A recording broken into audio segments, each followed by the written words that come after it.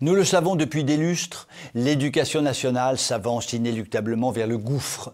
Et, reconnaissons-le, le Jean Michou Blanquette de Veau a considérablement accru la chute de la bête.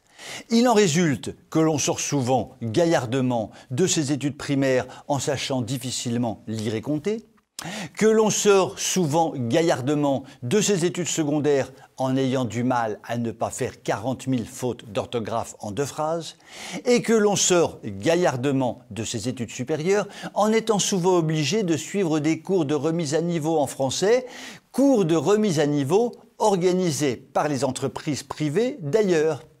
Bien sûr, beaucoup d'élèves courageux et travailleurs s'en sortent, mais au prix d'un travail personnel considérable et en ayant souvent déserté le secteur éducatif public au profit du secteur éducatif privé. Tout cela traduit le gâchis peu imaginable de nos finances publiques qui moulinent à coups de dizaines de milliards d'euros des organisations gigantesques pour des résultats catastrophiques.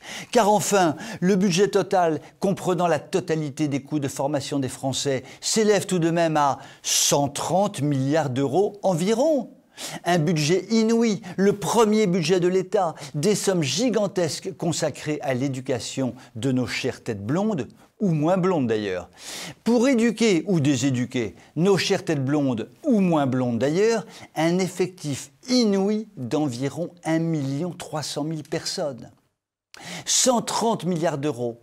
1 300 000 personnes pour aboutir en septembre 2022 à une pénurie dramatique de professeurs.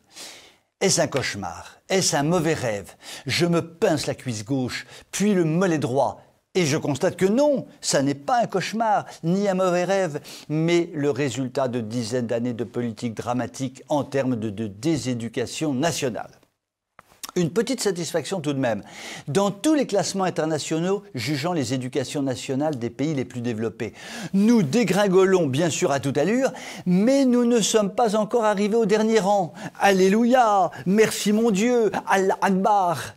Revenons à nos pseudo-ministres de la déséducation nationale.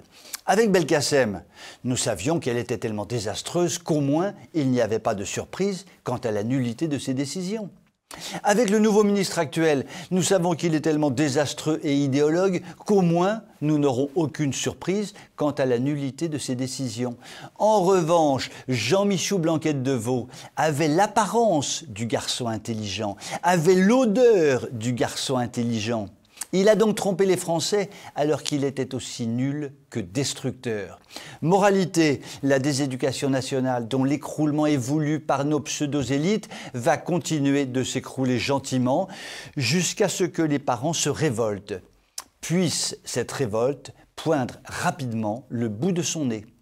Je vous souhaite une très bonne soirée.